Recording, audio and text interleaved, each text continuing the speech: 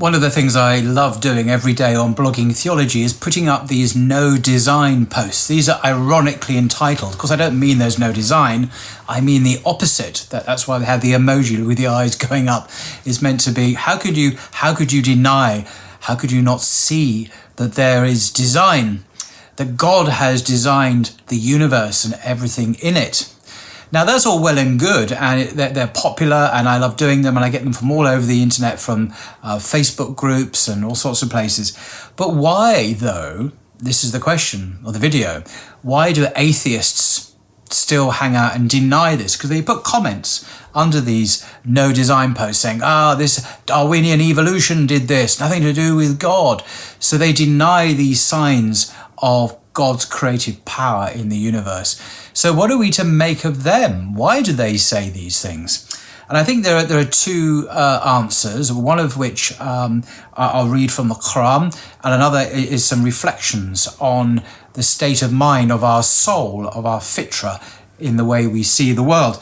And in Surah 10, called Jonah in English, verse 101, we read this: "Say, O Prophet, consider all that is in the heavens and the earth."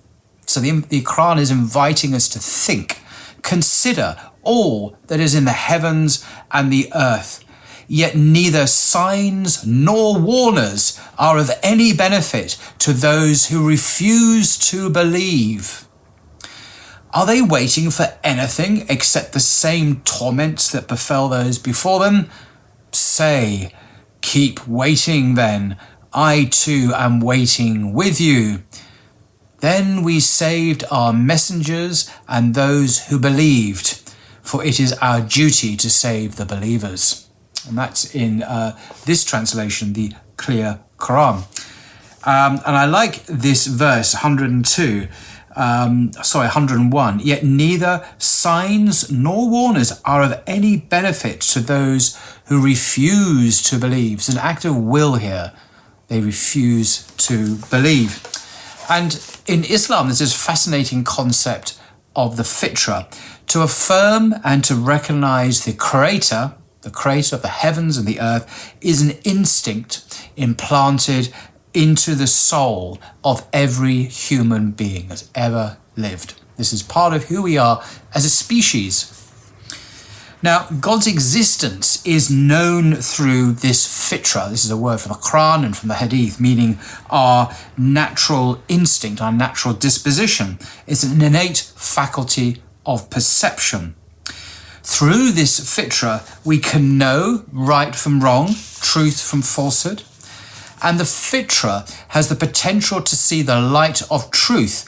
And by it, we come to acknowledge not only God's existence, but also his omnipotence, greatness, and superiority to everything else in the universe. And just as we know with certainty, with certitude, that there is a sun when we observe its light, we also know that there is a personal God. Once we see any one of a multitude of signs, everything in the world is a sign of the Creator. Be it an insect, the sun, a stone, a humble stone, a river, a mountain, and so on and so on. These are all signs. And the signs are innumerable. They're limitless. And each and every one points to the one and only Creator. And God is seen in every sign, for no sign, be it ever so humble, be it a little pebble, can exist without having been created by God. And this is the answer, really, to the atheist, that we are endowed innately with this ability to apprehend the Creator. We don't need sophisticated theological or philosophical arguments to prove the existence of God and on that basis believe in his existence. No, it is something that all humble human beings have innately. And so the atheist, for many reasons, some atheists are consumed with anger by God, and there's some surveys, scientific surveys, that have actually demonstrated this, Many atheists are consumed with anger by God. It could be a disappointment in life. It could be some tragedy, some job loss. It could be a relationship failure. It could be something apparently trivial, which has ignited this rebellion. And for many people, the worst thing you can do to someone who has hurt you or is perceived to have hurt you is not just to hate them, but to deny their existence. You apparently wipe them out from your memory, from your consciousness. I say apparently, because the reality is it's still there, of course. It rankles. There's still anger, the disappointment, the sense of betrayal, perhaps. And this, I think, is at the root of a lot of atheism. People are not really atheists, but they're very angry with God because of some experience that has some disappointment. And this is rooted in this anger. So that would be my explanation. But the signs are still there. They're still innumerable in the universe. And for those who have their fitra intact, pure, like babies, for whom it's not corrupted, apprehending God, knowing God is very, very simple and direct and doesn't need proof of a logical or philosophical kind.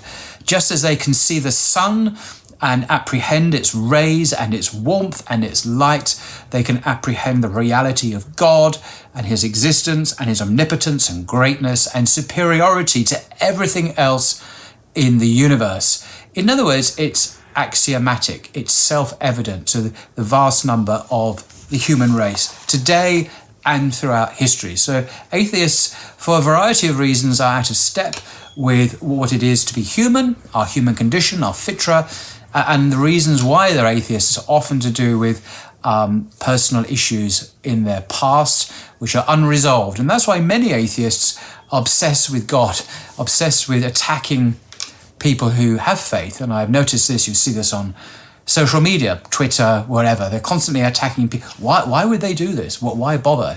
But they're clearly unresolved personal issues. So we hope and we pray that they will return to this natural state of healthy belief, which is, as I say, instilled in their condition, their fitra, this natural instinct to believe.